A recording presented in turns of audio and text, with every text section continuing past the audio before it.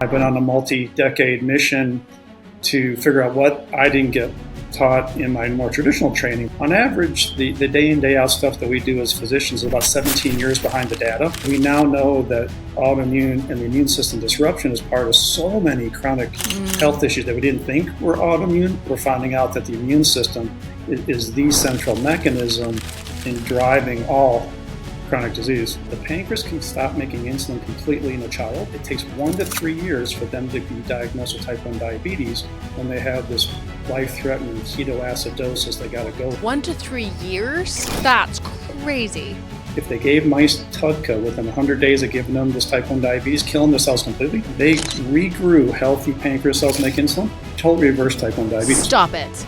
There's almost not a healthy person nowadays. You have to methylate B vitamins in order to do this wonderful stuff. This is not one person's opinion. This is a science.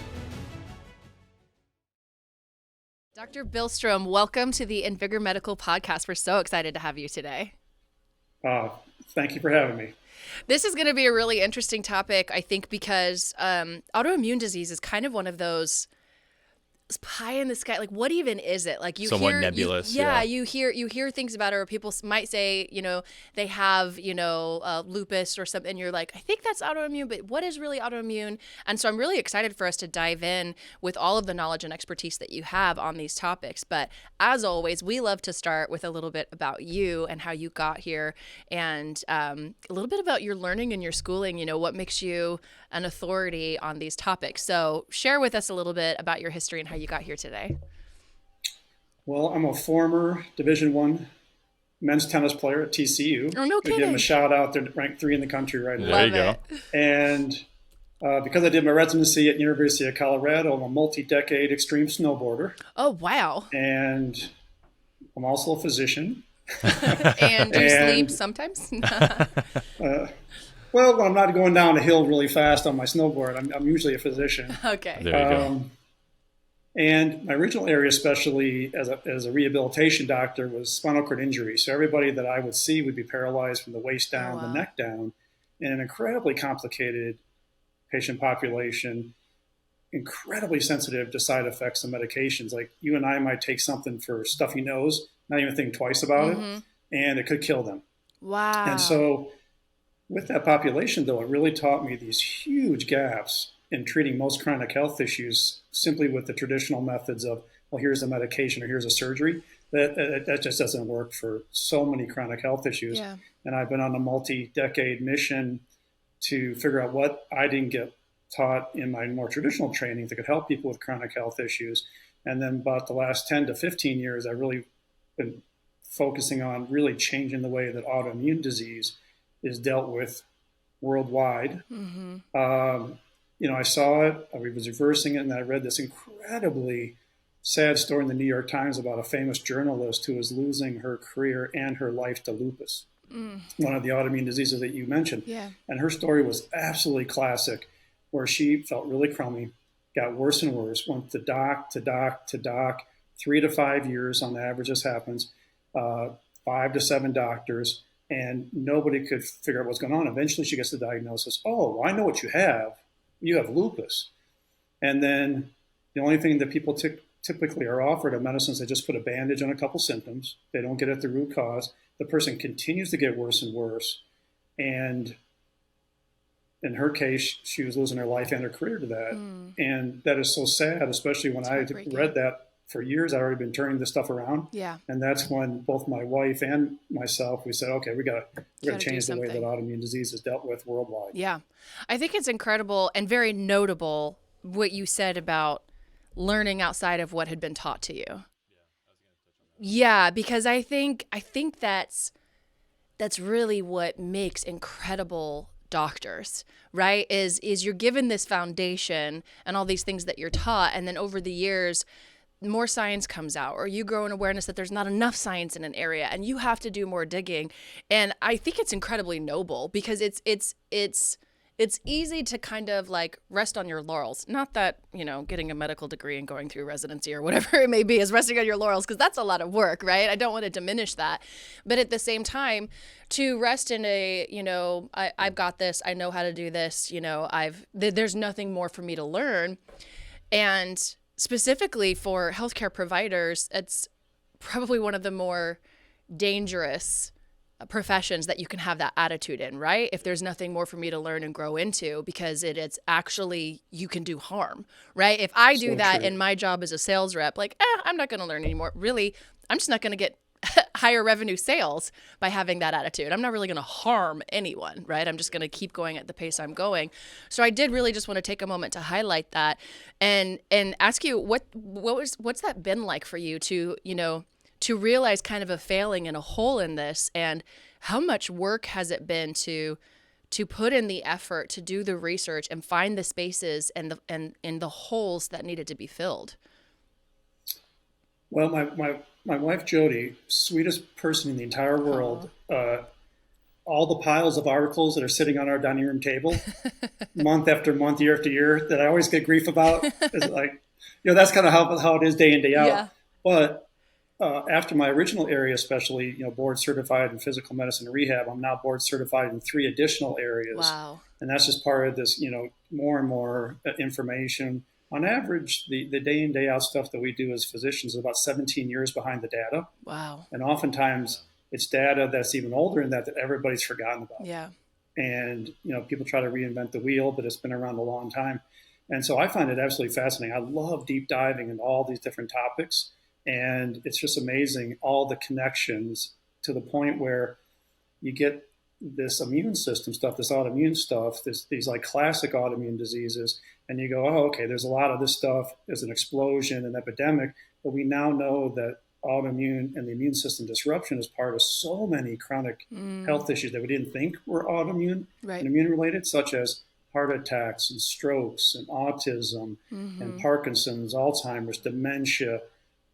Cancer is the flip side of the same coin, this autoimmune disease. And so really we're finding out that the immune system is the central mechanism in driving all chronic disease. Well, and I can imagine just thinking about, like, you're talking about years and years and years of knowledge and research that's old, but then taking into consideration how much our environment has changed and how much that may affect autoimmune disorders and diseases and what's applying, and how you may, have this idea and like, yep, this is how it works. And now something within the environment or the way our food is produced or medications that people are taking, it changes whatever's happening in the body to some degree, or there's some kind of reaction to it. I mean, like, how much is that kind of thing coming into play where you're like, whoa, this is like a completely different point of origin than we've ever even seen before. But I'm assuming, trying to figure out how it's interacting with the immune system. I'm not even smart enough to know how I want to phrase this question, but hopefully you're kind of getting where I'm coming from, or you want to add? Yeah, well, I think that a good place to start is just like, let's talk about autoimmunity as a whole, idea. Right? Because I guess my understanding of it, because I don't have a deep level of autoimmunity, which is why we have you on the show. But my basic understanding is that essentially the immune system is fine-tuned to identify anything within the body that doesn't belong and attack it and remove it, right? And autoimmunity is when it takes its job too seriously, starts working too many hours, pulling all-nighters, and it starts malfunctioning and taking out things that really are crucial to the function of the body. I don't know. Can you iterate further on that? Yeah, absolutely. So there's 2 different parts of the immune system, and the kind of classic way of looking at autoimmune disease is with what they call the adaptive immune system. So the adaptive immune system will make antibodies specifically designed to go after certain things that have gotten into our body that are going to hurt us, drag us down, like infections. And so you make an antibody, you attack this infection, such as like the cold virus gets in us. We have a cold, but we don't need this cold for 20 years. The immune system makes antibodies specific for that exact virus, kills it, gets it out of the system. Within a few days, we're fine. Yeah. But then the immune system gets confused, and then we start attacking our own body parts. And basically, we're self-destructing. Kind of rule of thumb is it's always a bit counterproductive to stay healthy if you're self-destructing, right? And so this is where you see like rheumatoid arthritis, where you're attacking the joints, or Hashimoto's, you're attacking the thyroid, psoriasis, you're attacking the skin. But then we also have this other part called the innate immune system. And this is the part of the immune system and inherently is trying to prevent excessive inflammation from being produced that will damage tissue. And so inflammation is used by the body for healing. It sends information, like you sprain your ankle, it gets inflamed, it swells, it gets red. Well, that's the information that the body uses to go, okay, we got to go in there and fix that. We got to get rid of that excess inflammation. But if you can't get rid of that excess inflammation, it stays, but also the chemicals that get released through this inflammation process start damaging healthy tissue nearby. And so we got to be able to turn off inflammation, even though it gets turned on to heal and fix stuff. We got to be able to turn it off. And that's the innate immune system job. And one thing we see a ton of because of kind of the world around us is we are just not very good at turning off excess inflammation anymore. It's just wherever you have excess inflammation, you got a health issue. Why is that? Like, what do you think are some of the key factors behind that? Well, kind of like Natalie referenced, is the human body is designed to adapt to the world around us, but the world around us is changing so rapidly, and it's so challenging to be healthy in that the body just can't keep up. And we're just getting all these things, including you see this stuff called like the civilization diseases. All these things that are happening so much more now than they used to, such as autoimmune disease, but also obesity and diabetes and cancer and high blood pressure, cholesterol, cataracts, retinal issues, autism, Parkinson's, Alzheimer's, dementia, Lou Gehrig's disease, heart attacks, sleeping disorders that can lead to these things, right? Yeah, like we had a sleep expert on not long ago, and it was just crazy thinking and learning about like it's sleep, no big deal, but like how he was even saying how many more sleeping disorders there are and how there's more awareness, but also like the way that our palate is formed because of what we eat. And then you start thinking about that and how sleeping, not getting enough sleep can lead to more of these things. You know, there's just so much at play in the environment and our food that's impacting these massive parts of our overall health. Yep. Super challenged to be healthy. You can see this like in children. It's like, oh my gosh, just the diseases that young people get compared to what they used to get. You know, if it's not autism spectrum disorder, developmental delay, it's ADD, ADHD, depression, anxiety. You know, every other kid's got asthma and peanut allergies and gluten intolerance. It's just like crazy how much this stuff's going around, even in people that should be at their very healthiest, which are the young people. Right. And when you're talking about inflammation, there's a term, I don't even know if it's technically a diagnosis, but I've heard the term multiple times, chronic inflammation, and I just kind of tied it together to what you were saying about with the what did you call that part of the immune system? The second one the innate immune system. The innate immune system and that inflammation, and so this inflammation where there shouldn't be, right? And I was like, oh, chronic inflammation. I've heard about that, and that makes sense. I just never heard it broken down in those terms. I mean, it sounds like it's just an incredibly complex process, that there's a lot of different things that could go on and what's causing it to not function the way that it should, and then how you even begin to address those things. And so kind of going back to what you were talking about earlier about the frustration of people going to doctor after doctor and diagnosis after diagnosis and nothing working, right? And it seems like it's a very complicated process. So like, is there hope? Because you talk about, I even know people who've experienced this firsthand and then, get prescribed a medication to deal with it, but they just really never get better. So like, I'm hoping that you're here to tell us that there is hope and there are ways to get better. Well, you're so right. The body is super, super complicated, but it's also super, super logical. There is this inherent logic that the body uses, and if you really know that logic, you're basically looking at everything, and you're seeing how everything's connected. And so, kind of to your point, you kind of go like, okay, so is this person really not feeling well? And it's one thing after another, and they go doctor, doctor, doctor. Well, you look and you go, well, how can everything be off at the same time? Right. And one of the saddest things is women hear this all the time. The more stuff you got going on is all this kind of stuff. Eventually somebody's going to say, well, I just think you're depressed. I'm so glad you said that specifically about women. If they said that to a guy, they'd probably get punched. Right. But women hear this stuff all the time. Well, and we're also so often reduced to emotions or hormones, right? Yep. Right. Where it truly, what I tell patients is when you have everything wrong, you go like, how can everything be wrong? Now here I am, I'm 35, I feel like 135. I should feel better than this when I'm 135. I say, well, actually it makes it very easy. The only way that everything can be off at the same time is some really important central mechanisms are off. And we know this. This is where this, this logic comes in. When we pinpoint what's going on here, we're in a position to fix everything at the same time, because everything is so connected. And what we tend to find is people are looking for answers. They're doing their homework. They come in, they're on like 40 different supplements. Yeah. And I go, everyone I look at, I'm like, oh my gosh, you are so smart. I know what you read. And that's what, everything makes sense. But they're missing the big central mechanism to the point where we'll say, well, we're going to address this stuff. And then ideally, everything can get better at the same time. Well, if something over here is not getting better, even though this, and this are getting better, well, then we can give that special attention. Sure. We'll go after that. But if it gets better all by itself, I'm so glad we didn't waste your time, effort, and money going after that, because you just fixed it by yourself, because we got at these central mechanisms. Yeah. I mean, that's heartening, at least to know that, like, and of course I'm like, yeah, the body's really intuitive. It's really smart. But when you start thinking about these super complicated diagnoses and how like interconnected it is within the body and all of these different systems, I can't imagine what it would feel like to be going through that process as a patient with doctor after doctor and just like feeling like you just can't get answers. And then the toll it begins to take on your mental health. I mean, I would imagine by the time some patients come to see you, there's like, and then your mental health starts affecting physical health, and it's just like this big circle. And you know, by the time they get to an expert like you, maybe, I mean, how often are you seeing that where patients are coming to you and they're just like completely depleted and just like almost ready to just give up hope?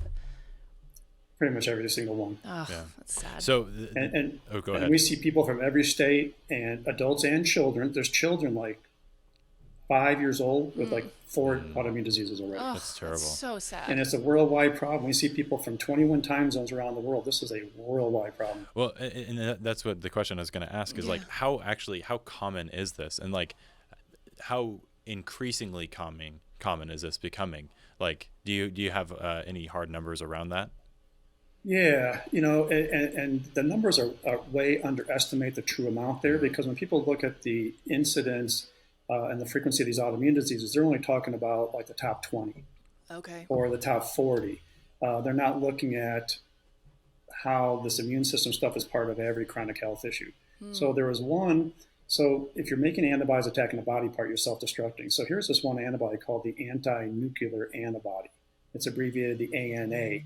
And it goes positive on a simple blood test, and you're attacking your nuclear material, your own DNA. Wow. And it's the nuclear material, your DNA, your genes that tell the cells what to do.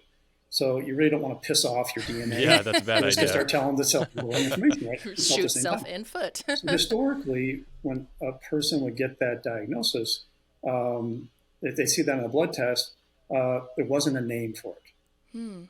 And what people would hear would be, well, your ANA is positive, so on average, in 5 to 7 years, you're going to start attacking other parts of your DNA, other parts of your body, and then we'll tell you, is it rheumatoid arthritis, lupus, Sjogren's, mixed connective tissue disease, those kind of things. Well, you got to wait, and basically you're like, well, what's my mental attitude going to be if I know I'm going someplace bad, and I got to wait, and I got to feel worse as time goes on before I even find out the name. Wow. But then all they're offered is a medicine that puts, kind of a bandage on a few symptoms. You keep getting worse and worse. And I said, this is ridiculous. You have this autoimmune process. 30 million women of childbearing age in the U.S. alone have a positive ANA. Wow. But it hasn't gotten to this other stage as of yet. So I said, this is ridiculous. Why wait for it to get worse? I'm going to put a name on it. So I named it Bilstrom's nuclearitis back in 2018. Showed up in a textbook in 2020. Wow. And I said, well, this is an autoimmune process. Now it has a name. In medicine, kind of traditional medicine, if we don't have a name, we aren't quite sure what to do. Well, I don't know what the diagnosis is. We're not sure what to do. Now we have a name. Now we're going to go at it right away. We're not going to wait for it to get worse, but we're not going to just put a bandage on it. We're going to go back and look at these central mechanisms, and we're going to make it go away. We're going to turn off that ANA. It's going to go negative. And now we did our due diligence, not only to prevent you from getting those things that we knew you were going towards, but now because we know how the immune system works, we're really putting you in a position not to get other chronic health issues as time goes on. Right. And really maintain your health long term, because we got rid of why you were attacking one body part when it was just first diagnosed. Well, I was just going to say, now you're in a textbook. You're going to be down in history for perpetuity. That's super cool. That's pretty incredible. Kudos to you for that and for being a part of the solution. Oh, man, I lost my train of thought. What was I going to say? No, it's okay. It was about... Did you have another one? I do have another one. I was going to say specifically, like you've talked about Band-Aids, right? And Band-Aid treatments versus getting to the heart of the issue.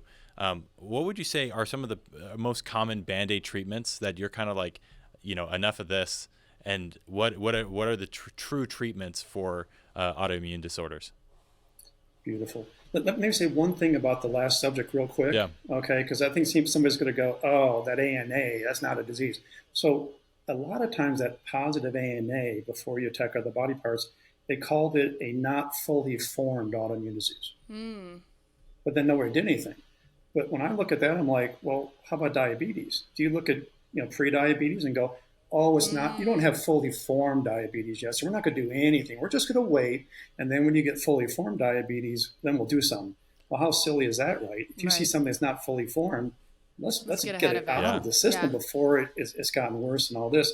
And so this is where I said, we can't just let it get worse. We got to get rid of it when it's in the early stages there. Peter Attia talks a lot about this. Actually, in his book Outlive, one of the things he talked about is, I think it was something about smoking, how like you could smoke however much, and like it technically wouldn't put you in the at-risk range, and like yada, yada, yada. And that's essentially how current medicine works, that it's like, if you're not past this threshold, we're not going to treat you. And it's such a big problem with health 2.0, and that hopefully we can come around that curve into health 3.0 and actually start addressing these problems at the root, just like you're saying, and address them before they become a problem. And I was... It's truly like with diabetes, you can see it coming 10, 20 years ahead of time. You start seeing blood sugar and insulin changes, decades before the actual, oh, by the way, you got diabetes. Right. And when you touched back to that topic, it made me remember my question, thinking about testing like these ANAs, like, right, if you're saying that these are precursors to all of these autoimmune disorders, then like my question is, how difficult is it to test for this? Like, how expensive is it? Why isn't it something that's like a part of like, if I want to go in and get a blood panel and check, my thyroid and my estrogen and my progesterone and all these different things, which I'm learning more and more, something I should be doing every other year, if not yearly. I'm wondering like, how is this something that should just become a part of like a like routine health check? But I guess the second part of that question is this something that you're born with or that you can develop, or both? No, you develop it. Okay. You develop it. Now, there are things that happen during a pregnancy, during gestation, that can either set the system in a good place or set it in a bad place. There's things with how a child is delivered and what happens right after birth that kind of sets the system in a good place, bad place. But truly, we have so much knowledge about what drives chronic health issues that if you know something's going on that would push you someplace you don't want to go, there's a simple blood test that any lab can run, probably, that will see it coming a mile away. So like type 1 diabetes, the diabetes where the pancreas stops making insulin and people end up on insulin pumps. So originally this was called childhood diabetes, right? The pancreas stops making insulin, they need an insulin pump. Well, this is how crazy difficult to stay healthy our world is. They had to change the name because adults started getting childhood diabetes. Their pancreas stopped making insulin. Now we got adults on insulin pumps. So rather than go, wow, something weird's going on here, we got to do something. They go, well, we're just going to change the name from childhood onset to type 1. And then adult onset diabetes was the insulin resistance. Well, we can't call it that because now kids are getting it. So now we got to change it from adult onset to type 2 diabetes, right? And so, for example, a premature infant delivered premature before 37 weeks, their liver doesn't make as much of something really important called Tudca. Tudca, a bile acid, but they call it a chaperone molecule because it's basically tied in to every one of these civilization diseases that we went over, including this epidemic of type 1 diabetes. So a premature infant's liver doesn't make as much Tudca as a term baby's liver. But because of that, Tudca is so important for pancreas cells that make insulin, premature infants are more likely to get type 1 diabetes. But because it sets the system in a difficult position, they're more likely to get type 2 diabetes as an adult and all these other health issues. So what you could do if you see like a baby born premature or complications during pregnancy, mother has preeclampsia, this kind of stuff, you go, I know they're going to type 1 diabetes. So what you do is on a simple blood test, you check the insulin production by the infant's pancreas. If it is starting to go low, you know they're heading to type 1 diabetes. The body is so cool with how it can deal with stuff that the pancreas can stop making insulin completely in a child. And it takes 1 to 3 years for them to be diagnosed with type 1 diabetes when they have this life-threatening ketoacidosis. They got to go to the hospital. They got to pump with fluids to save their life.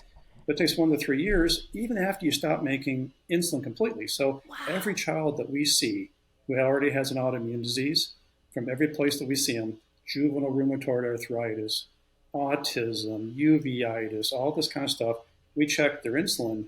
They ain't making it. Their blood test, they're not making insulin. And we go, you're going to type 1 diabetes. But we can turn it back on again, right? We can fix it, including we give them this Tudca, comes in a capsule, liver's not making it, we give it to them, pancreas wakes up, starts making insulin again. That's crazy. Including, and this is kind of the funky thing about inflammation. So we reverse autoimmune disease. We can get you to stop attacking your body parts with these antibodies, and then the body part wakes up, right? The body part gets healthy. Joints get better in rheumatoid, Hashimoto's, they stop attacking the thyroid. Now the thyroid makes a thyroid hormone.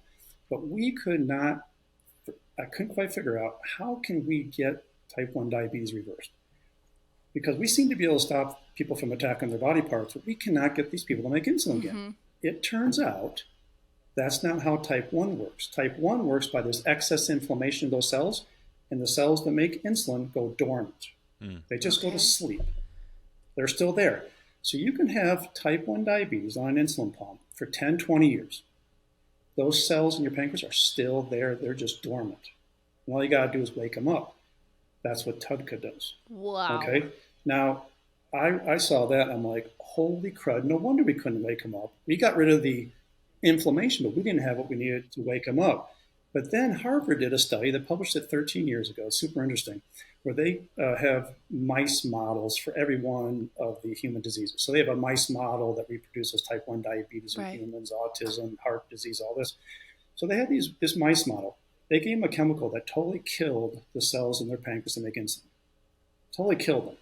And I look at that and I go, well, that's going to make it more challenging, because the typical thing for most humans is not that those cells are killed and gone. They're just dormant. They're just dormant. But what they did is they gave these mice, if they gave mice Tudca within 100 days of giving them this type 1 diabetes, killing the cells completely, they regrew healthy pancreas cells to make insulin, totally reversed type 1 diabetes. Stop it.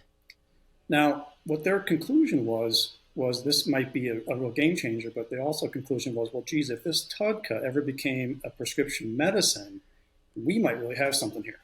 Right. The problem is, why does it have to be prescription medicine? Right. They use the same product, company's product, this Tudca, that we use today. So it sounds like to me, Tudca is really the key to a lot of these different things. And so you asked a good question. Why wouldn't we just want this to be? Why does this need to be a prescription medicine? Right off the top of my head, like I would guess, if someone doesn't have diabetes or is not pre-diabetic or any of these things, granted, those are very, very prevalent conditions now. But like, if someone is a perfectly healthy individual, would they be okay like going to the store, buying it over the counter, and taking it? And like, I guess, how does Tudca work if you're supplementing with it? How would that work in a healthy individual? Oh, I love this. So, there's almost not a healtty person nowadays. The world around us is so crazy, difficult to stay healthy with. Fair point, well made, sir. Oh my gosh. I mean, you see, like, I grew up in Chicago, and every school I went to was big. So my grade school was like 3 stories high. There was like one kid with asthma, the one kid with an inhaler. Now it's like every other kid's got asthma and all this stuff, right? So what happens is all these things that make the world around us so challenging, whether it's environmental toxins, toxic light, blue lights and screens, and, all these things that make it complicated to be healthy. Sure. What happens is if you take away a human's water, what we're left with is 80% protein. Got some vitamins in us, got some minerals, got some fatty acids, mainly we're protein. So hair, nails, hormones, neurotransmitters, cell walls, the enzymes that turn this into this, we're all protein. So what happens, though, is there's one particular spot in the cell called the endoplasmic reticulum where new healthy proteins are made. the world around us creates inflammation there, called endoplasmic reticulum stress. What happens then is as the proteins are being produced, they become misfolded. Misfolded? Misfolded proteins. So they call it the misfolded protein response. Like trying to fold a fitted sheet. There's just yeah, exactly. Just tons of fitted sheets. When you misfold it, it's not that protein anymore, okay. right? So in the pancreas, when insulin becomes misfolded, it's not insulin anymore, right? Okay. But this goes with every other protein. And so this is where Tudca, made by the liver, historically has been called a bile acid. It's a secondary bile acid. It's involved in digestion and keeping the gallbladder healthy and the gut healthy. But it turns out I'm going to give you a couple of other ones that are super cool, central magnetic, but this is the chaperone molecule. So what it does is it chaperones these proteins through the production process so they do not become misfolded. Okay. You know what? Now we can make healthy proteins. So this is a big central mechanism in every one of those civilization diseases that are being caused by the world around us. But we know why that drives chronic disease, but the science is pretty clear also how we can chaperone those proteins so they don't get misfolded. So with the image that just came into my mind is the person it's the endoplasmic reticulum. Is that what you said? That's the thing that's in charge of folding the proteins? Endoplasmic reticulum. So the endoplasmic reticulum is a teenage Derek with his laundry basket sitting on his bed. And if there's no one watching me, I just throw it into my closet. If my mom is there watching me, she's the chaperone molecule saying, like, you better fold those and put them away. And they're getting folded and put away. Yeah. Oh my gosh, I use a teenage kind of story about that too. So I think about like a freshman in high school who's trying to go to the prom or big dance. Okay, so they got to get from home to the prom and back safe. Okay, right, and the world around them is very dangerous, and so they leave the house. And one of these things that happens to these proteins is inappropriate protein groupings. Okay. So I'm thinking, very teenagery. I love it. Inappropriate groupings. All of our cells are just teenagers running around doing stuff and having to deal with the challenges of the world. You know. And there's a group of upperclassmen over there doing something that your parents told you not to do. And they're like, hey, kid, come on over here. And you're like, oh, I'm not supposed to do that. Oh, don't worry. It won't hurt you. And you go like, oh, my gosh, right? And then the other one is inappropriate protein-protein interactions. So then I'm thinking the child's trying to get there and back. And then here's a handsome upperclassman that goes, hey, you look pretty cute. How you doing? And you're like, oh, no inappropriate interactions, please. Not at that age. That's funny. But that's what happens in the body. I love it. And you're like, oh, my gosh, we need a chaperone to get my child to the dance and back because I don't trust the world around us. Yeah. And this is just blowing my mind. And I love the terminology of chaperone. And I love that we just kind of went in further because, I mean, ultimately, these are very complicated processes and systems that we're talking about, and I'm going to make sure that, like, for the listeners, I mean, Derek's way smarter than I am, and so I'm usually like, okay, if I'm having trouble following, I'm guessing some other people listening are having trouble following, but you're doing such an incredible job of describing this and explaining it, and like that analogy and the chaperones, I'm just loving it. But I know that, like, you asked a question earlier and we kind of got back and I've completely forgot what yours was. I'm not even mad about it because I'm so into this. The Tudca thing is kind of killing me, right? Because I'm like hearing what you're saying about what this is doing. And like, it's not harmful and it can help so many things. And I'm like, why have I never, ever, ever heard of this before? I know. The science is amazing, but is so hard. With this absolute explosion in science, there's so many things to look at. It's easy to miss huge areas of it, like this bile acid chaperone molecule kind of thing. Well, and you touched on it earlier that scientific advances oftentimes it takes 17 years from the discovery of it to even make it into the mainstream. I think one big example of this is like semaglutide, the GLP-1 therapies. Those have been around for ages, but like they are now having this research or this massive explosion because they finally got FDA approved. But like the FDA approval process is so intense and so long. Like we don't get to see anything until it's been vetted like 20 times. Right. Or even thinking about like coming mental conditions, the effect of psychedelics for treating things like PTSD and depression and anxiety and, all of, and it's and that one comes with a lot of baggage from the 70s, That's true. That's true. But even that history is kind of interesting, but that's a topic for another episode. But yeah, I'm just really blown away. I'm really stuck on Tudca right now, and I want to be like, can you? Well, so am I. I'd love to. Like, can you even get access to it? Like, how do you is it something that has to be prescribed, or you could just like Amazon search Tudca?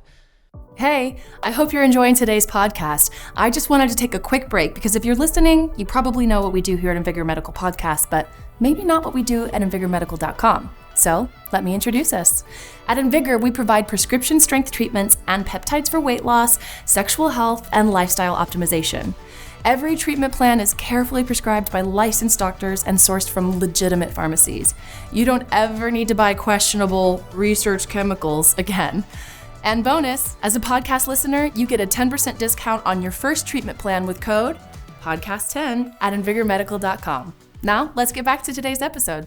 It's a supplement. Really? Now, the supplement industry is not overseen like the pharmaceutical industry. Fair. So the pharmaceutical industry, before they can sell to the consumer, they have to have the products tested by independent companies for purity and content. So it has in it what's supposed to content. It doesn't have in it what's going to hurt you, purity stuff. The supplement industry is not that way. And most of the stuff over the counter is really doesn't have in it what it says. It's got fillers that are problematic. And so typically you're going to get the higher quality ones online. And can be contaminated as well. But with bad things.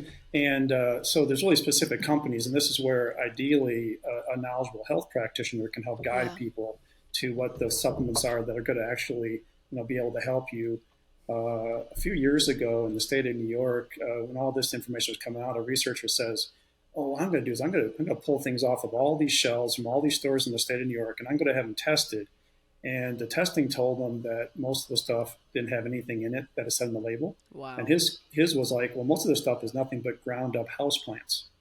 And the Attorney General in the state of New York was so appalled temporarily, he pulled all the supplements off all the shelves in the state of New York. Wow. And then everybody kind of forgot about it, and they came back.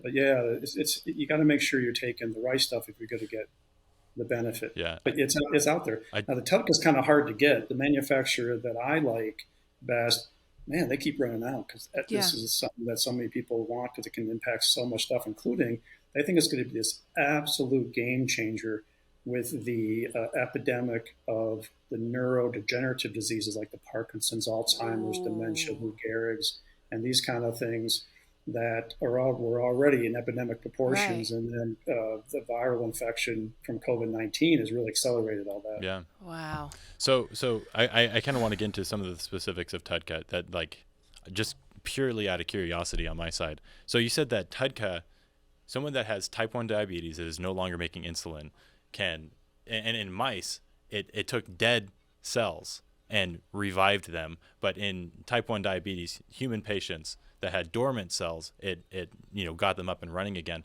How does that happen? Like what is the actual mechanism by which Tudca can then say, hey, wake up, slap, slap, slap, slap, or do CPR on dead cells? Like how does that work?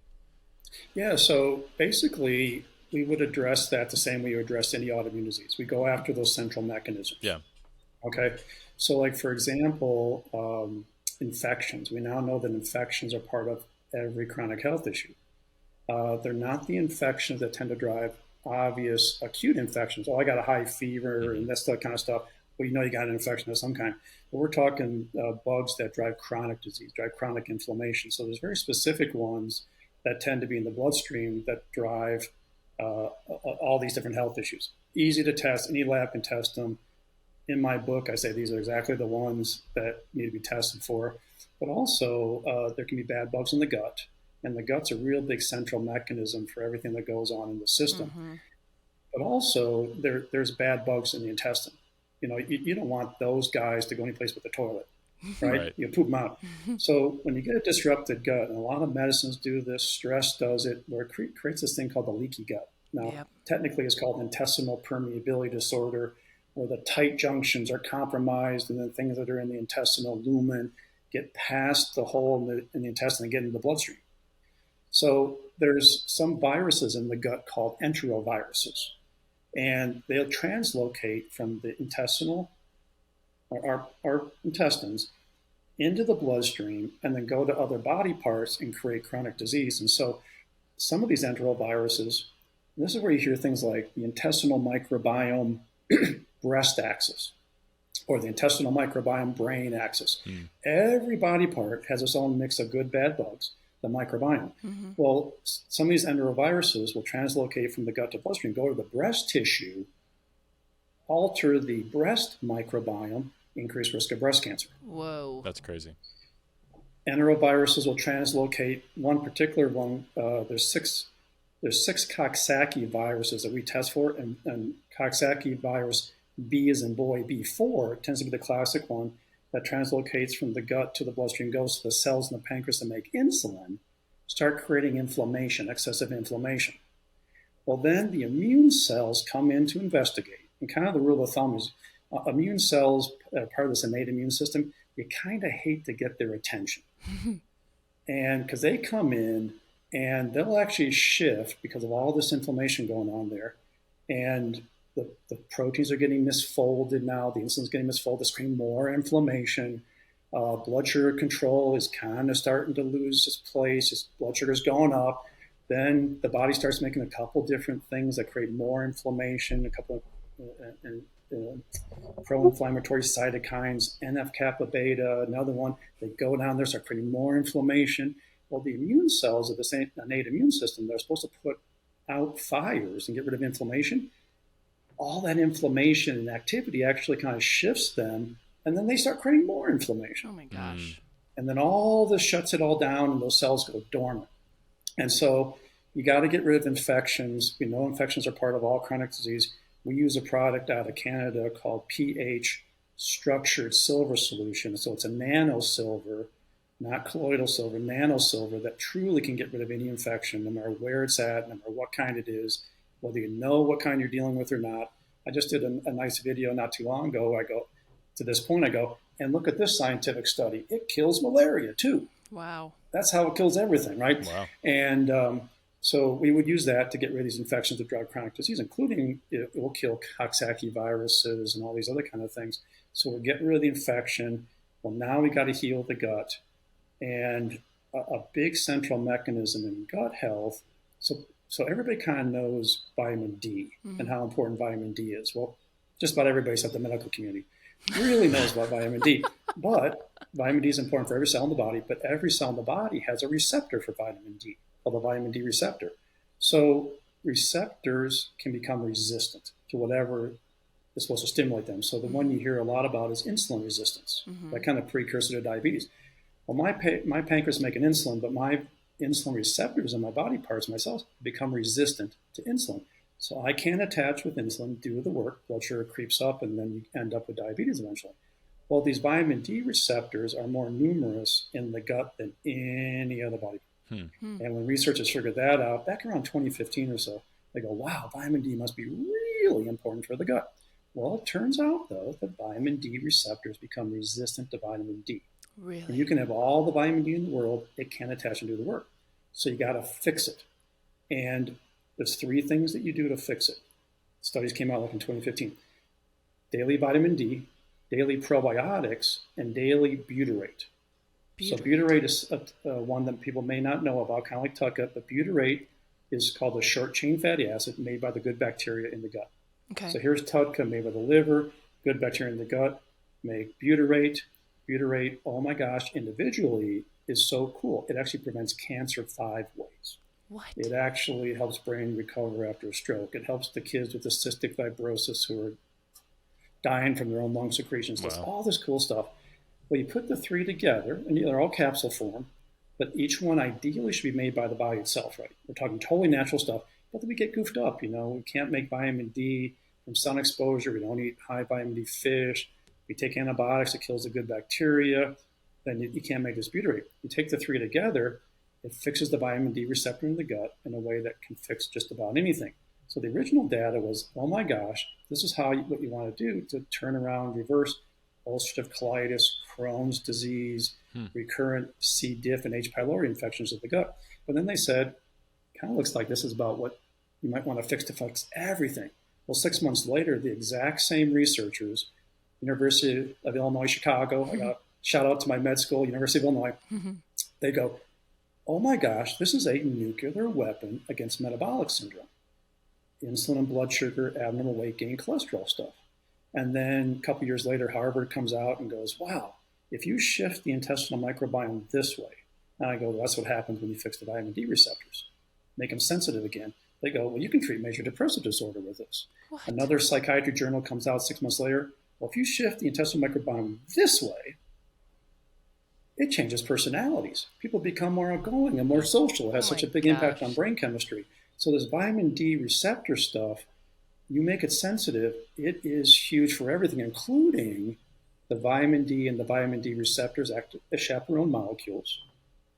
But also, when you look at genes, we kind of go back to genes here. So there's certain genes that will predispose somebody to type 1 diabetes, predispose them to autism, this kind of stuff. Sure. Well, we used to think what genes you have, hardwired. Whatever we got, right. Good, bad, otherwise, parents and grandparents. We know that's not the case now. You've got the epigenome. It's not so much which ones are turned on and turned off, right? Yeah. So epigenetics, the things that change gene expression without changing the genetic code.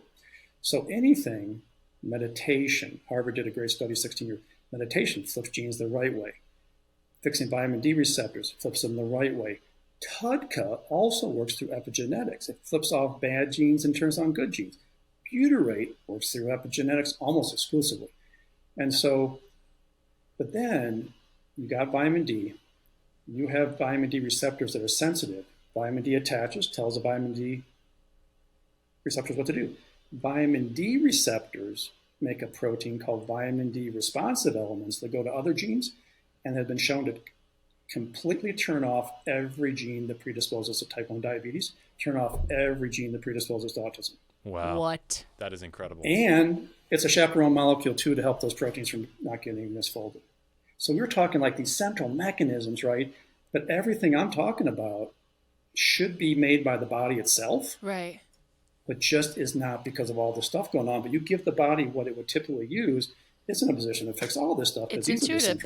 It's smart. It's designed to fix itself, right? Absolutely. Self-correct. I've got a random thought, and I don't want to lose it.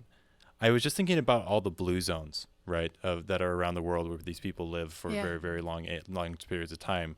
And like we all know that sun exposure is correlated with higher levels of vitamin D. Do we know if the blue zones have more sun than other areas? Because if that's the case, like I think about the Mediterranean. Like I just think I've never been there myself. I'd love to go, but like the image that I have is like sitting on a Mediterranean beach with the sun out, and it's just like if Yorba Linda, California is one of the blue zones. Yeah, I feel like there might have been something up further north though, so I'd have to Okinawa.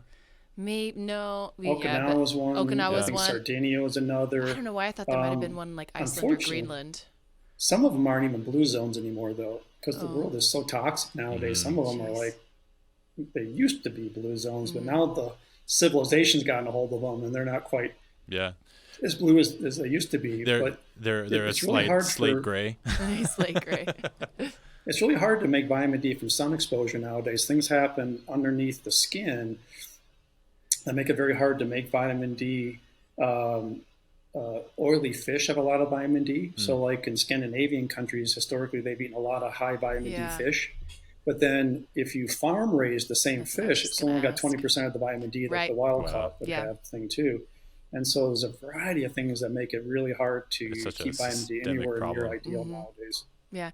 Can I ask, when you mentioned butyrate, which I don't know that it's something I've ever heard of before, but you're saying vitamin D, probiotics, butyrate, which ideally your body's making itself, but it's not. But those three things taken in combination are kind of like a linchpin for all of these other things. So butyrate, what you said, it was a short chain fatty acid, right? Right.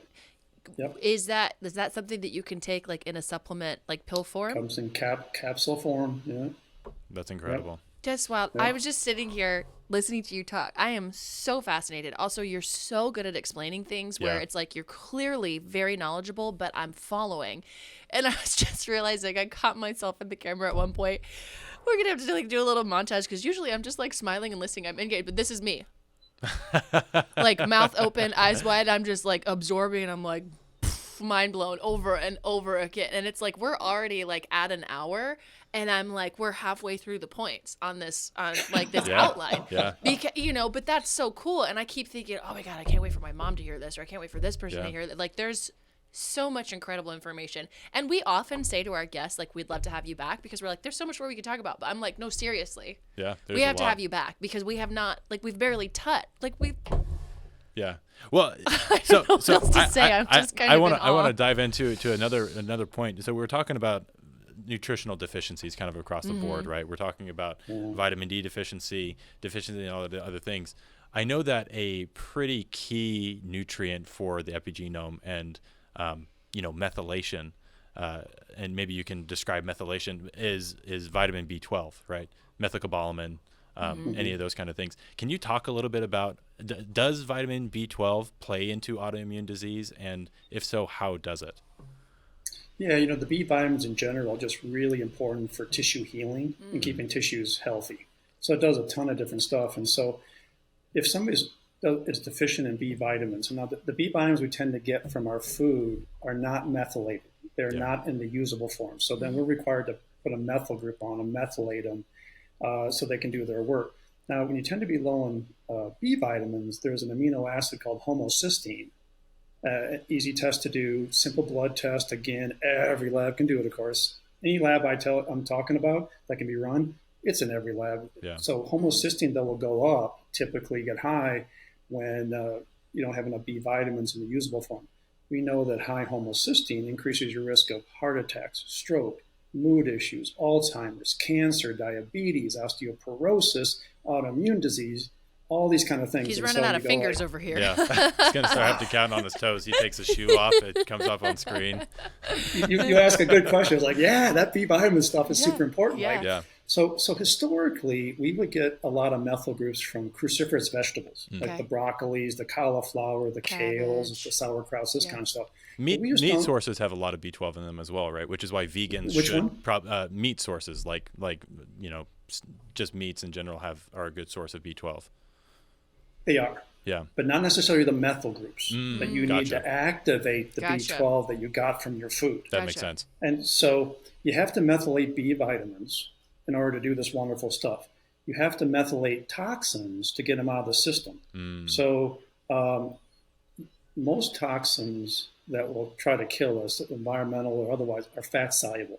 So they get stuck in our fat stores and then they just leach out, creating all this inflammation and disease. So what you got to do is you got to convert it from fat soluble to water soluble so we can poop them out and pee them out and sweat them out. You got to methylate them. Okay. But then also, when you're trying to flip bad genes off and good genes on, you got a big one is methylation reactions. You got to methylate your DNA, your genes. And this is where 80%, a big reason why 80% of people that get autoimmune disease are women. Because women have 2 X chromosomes, men have 1 X, 1 Y. There are so many bad genes on the second X chromosome, the X chromosome in general, that for a woman to be optimally healthy, she has to shut down over 85% of the entire second X chromosome. Wow. To be healthy. What? Almost shut down an entire chromosome in every cell in your body to be healthy. And those methylation reactions are so important for that.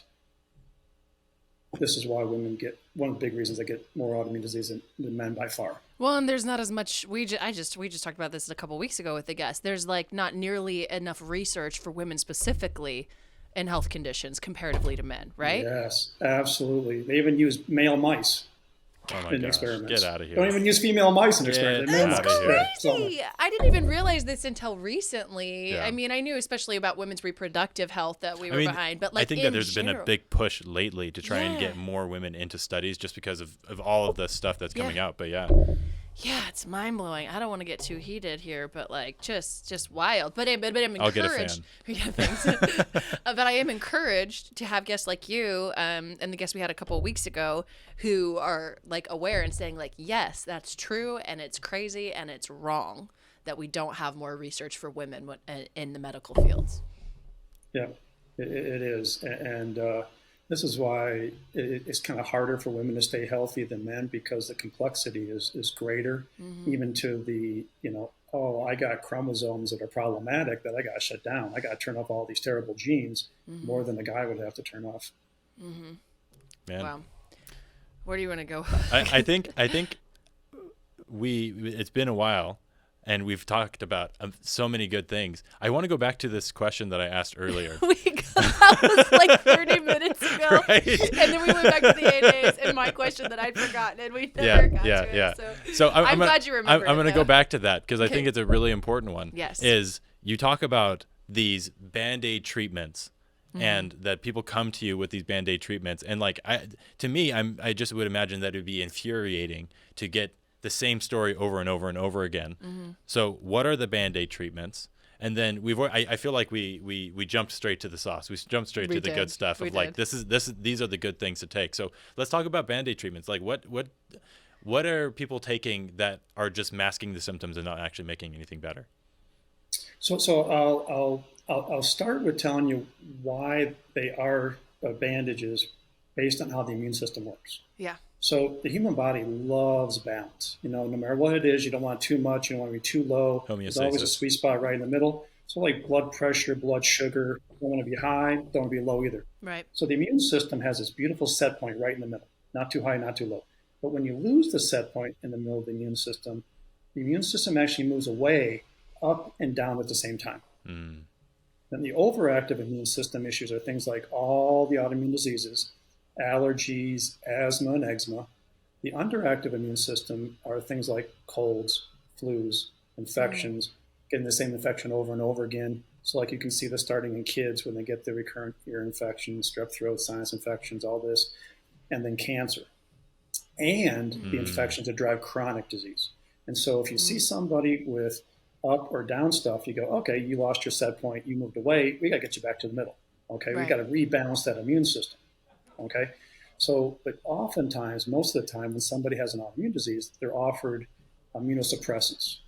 Well, they go by several different names, but they basically all suppress the immune system. And so, like when you are watching daytime TV and every commercial is about these type of meds, and they say, oh, by the way, side effects include cancer, life-threatening infections, and you're like, yuck, that's it. And so you know that these are these immunosuppressants if they're going to give you increased cancer and increased infections and all this.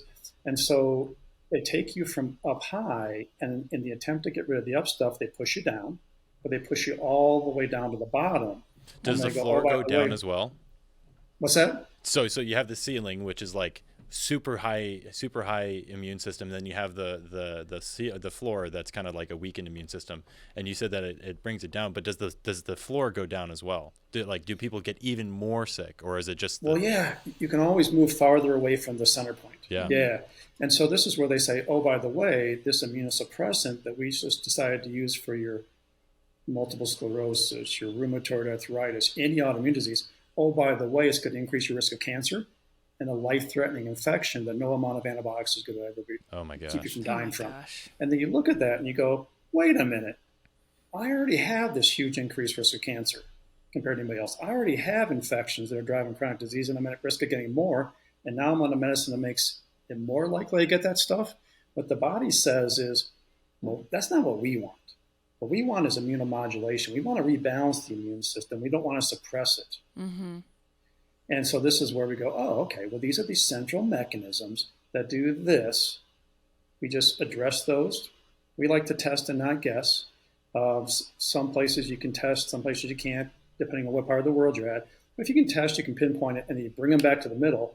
And this is where we get rid of the up, we get rid of the down, because they basically say, this is why they say cancer is the flip side of the same coin as autoimmune disease. So as you're getting rid of the autoimmune, you're getting rid of cancer risk, and then we lock you in place in the middle. Now, if you use an immunosuppressant to get rid of some symptoms, the up stuff, you're not doing anything to rebalance, and you just keep marching along, getting worse and worse. And now I got a second autoimmune disease, a third, a fourth, a fifth, and you're more likely to get cancer, such as Christina Applegate, one of my favorite actors of all time, right? She got breast cancer. Well, they found some genes. They said probably double mastectomy would be good because you have a high risk of getting it again. Well, they did nothing, though, to actually get at why she had the breast cancer, right? They didn't say, oh, you lost your set point, let's get back to the middle. They just got rid of a body part that she was more likely to get cancer a second time. Well, here she is with multiple sclerosis. So sad. And you're like, oh my gosh, I see this 10 times a day also, where I go, you had this up, this down, but nobody did anything to bring you back to the middle. Now you got something on the other end, or you got another autoimmune disease, or I got breast cancer and I went through chemo, radiation, and I'm quote unquote cancer free, but nobody did anything to get why you got cancer. Oh, it came back. Now I got to do it again. Well, of course, because you didn't do anything to get rid of why you had it the first time. Yeah. Oh, now I'm cancer free for a second time. I'm like, oh, come on, somebody get rid of why they got the cancer in the first place. Otherwise, you just keep getting pushed. And to you guys' point, the body is so smart, right? It knows how to do this. You just got to give it this opportunity so it can do what it was designed to do, which is prevent all this stuff. So I have a concept that I want you to vet for me, and maybe we can give this to our audience. I feel like a big issue with a lot of these things is it's almost like a resource issue, right? That there's so many, and there's a lot of reasons why the resources in our body might be getting depleted, right? These nutrient deficiencies. Part of that is, well, I'd say a large part of it is environmental, right? The toxins, the food that we're eating is not nutrient dense, all these things. And so really it's like our body's doing its best. It just doesn't have enough tools to build with. And because it doesn't have enough tools to build with, it just goes, to hell in a handbasket. And, you get these huge gaps in the immune system. I don't know. Is that it? Like, that's absolutely correct. But the entire time this is happening, your body is saying, hey, I know how to fix this. Yeah. And I'm trying to fix it, but something's gotten in the way. Just give me the resources. And if you just get this thing out of the way, yeah, whether it's lack of a vitamin, a chronic infection, or whatever it is, the body is like, all right, now I got you covered. I can fix this. So in clinic, we see this all the time. We'll see somebody 84 years old, and they've had something since they're 6 years of age. And they come in and they have all these health issues going on. And we talk about this and that. Hey, how often you get this? 1 to 10, how bad is it? 10's the worst, 1's a smidge. And we do all this stuff. And then I'll say, and this has kind of happened multiple times. So here's somebody who's had ringing in the ears tinnitus since they were 6. Well, now they're 84. Well, I've had that forever. What are you going to do? You get used to it, right? It's an 8 out of 10 all the time. But this other stuff that's happened more in the last 10, 20 years, please help me with this. Well, then we make a couple changes. We might change how they're eating. We might start them on the thing to start getting rid of the infections that we know are always there. We might have them start doing a little deep breathing meditation because that creates calm and the body can fix things better when it's calm. A couple things. They come back in 6 weeks. We're going to go over the lab work. We're going to go over it with a fine-tooth comb. We'll pinpoint exactly what's going on with these central mechanisms. But I'll say, hey, we started creating calm. Kind of started changing how you're eating, and we start getting rid of these infections. Anything getting better? Well, they may say, well, my energy is a little better. I'm sleeping better. And, I think my pain's a little less. And I'll say, so what about that ringing in the ears? Stop, dead. Oh my gosh. It's gone. Oh my gosh. Oh my gosh. It's gone. I've had that since I was 6 years of age. It is gone. And I'm looking at my paper going, yeah, I see right here. I had it down 6 years of age, but I ask because I expect things to get better, even if they've been around forever. But also it's a great teaching tool because then I go, isn't it amazing how the body works? Can you believe how your body works? Your body has been trying to fix that. Your body has known how to fix that since you were 6. You just gave it the opportunity. And it took it. And look at it go. This is what's going to happen with this other stuff you got going on as we really figure out everything else. Your body is just beautiful at healing stuff, no matter how long you've had something. I want to touch on, because you've talked about when patients come to you and the treatments they've been on and versus what you do. Because I'm just curious for our listener, because I'm asking these questions. I wonder if somebody else is thinking it too. what is your success rate? Like, what is it? Like, how often do you have patients coming to you who have had no answers, no forward progress? They're just worsening or on the same path. And then it's like light bulb, you see changes. And also, how important is it to catch it earlier versus spend 10 years being misdiagnosed and mistreated? Yeah, the earlier you get at something, the easier. It's just not stuck in the system. Children heal a lot better than adults, so they tend to go quicker. So sometimes it really is like fast. Okay, like the person I just referenced, like, oh my gosh, holy cow. Other times it's really slow and steady wins the race. And everybody's different. It's really hard to predict. One thing I know for sure, though, is when people have been doing like lifestyle changes. So I talk about staying healthy with lifestyle changes. Well, that makes sense. Right. And SEN, SE. So the first S would be stress management. Do your deep breathing. Are you doing your meditation? Taking time off of yourself. E is eating. Are you trying to eat relatively healthy, avoiding some of the fast foods, the highly processed foods? I kind of talk about those being like food-like substances and not even food. Yeah. And is getting out in nature. Getting out in nature. We put together a compendium of about 60 different articles that show how nature helps human health and well-being. Wow. The next S would be sleep hygiene, and the last one is E, exercise. Just keep moving. Do your steps, right? It doesn't have to be, marathon. Just do your steps. That all makes sense. But when people are doing those kind of things, and we run blood tests, we run other kind of tests, I can see exactly how that's benefited them. And I'll point out to them, I go, this right here, the super important thing, that would never look that good unless you've been doing the stuff you've been doing. Right. Because people come in, they do this stuff, and they're like, I don't think it's working. I'm just wasting my time doing this stuff. It's not working. I'm so frustrated. I go, no. I know that when we do blood tests, we're going to see this amazing foundation that you put together. Yeah. We're going to see it in your blood work. Okay, that's never good unless you do this. But we're going to also see what you missed. And kind of the classic things, they always miss that infections are part of chronic health issues. Thus, we used a thing out of Canada, that nanosilver product. People always miss that the vitamin D receptor becomes resistant. They miss that part. There's a couple other things that tend to get missed that we address that, and then people go, those are the people that change a lot quicker. Because they have an amazing foundation that's already there versus the people that are still doing everything they possibly can to undermine their own health. And then you ask them to do the deep breathing. Well, I only do it like once a week. Hey, get out in nature. And no, I haven't really done that. And, all this kind of stuff. Well, they're the ones that, the more the slow and steady kind of things. Well, and for those, because I know that you said that the autoimmune disease and disorders is something that you can develop, not necessarily, you're born with it. Although you did say you can be more predisposed to these conditions, right? So for somebody that's listening that, doesn't have autoimmune or doesn't have symptoms of autoimmune where they're concerned about it, but maybe they could be more predisposed to developing something like this later in life. How impactful is it to rely on the SENSE sense things? Like, how much of a difference does it make for somebody that has the predisposition and is intentional about their sleep, their exercise, their eating, the being in nature, all of those things to keep them, or at least prolong getting into autoimmune disease? If you start early enough in your life, before a lot of this stuff really starts getting going, really you can stay healthy just doing that stuff. Wow. Yeah. Now, the world around us makes it more challenging now than it used to, right?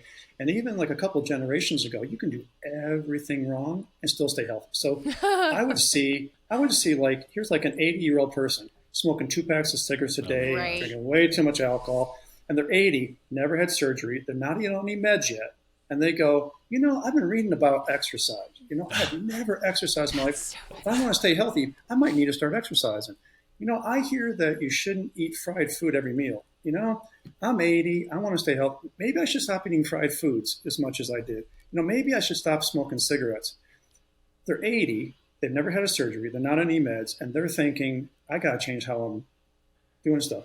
Nowadays, people do all this stuff correctly, and they still feel like crud. There's this lady. And it's like, this is crazy. This is really nuts. There's a video of this lady who she was getting interviewed, and I think we'll put a link up above. But she's getting interviewed, and she's like, I drink Dr. Pepper every day. and my doctor told me to stop it, otherwise I'd die. And he's like, he's dead now, and I'm still here, and I still drink Dr. Pepper every day. Sugar's good for you. And that's not right. Being promoted here, but I think it's exactly to your point. It's like so true. She probably just got the genetic jackpot, where like her body and systems are just like so fine tuned that she can do whatever the heck she wants.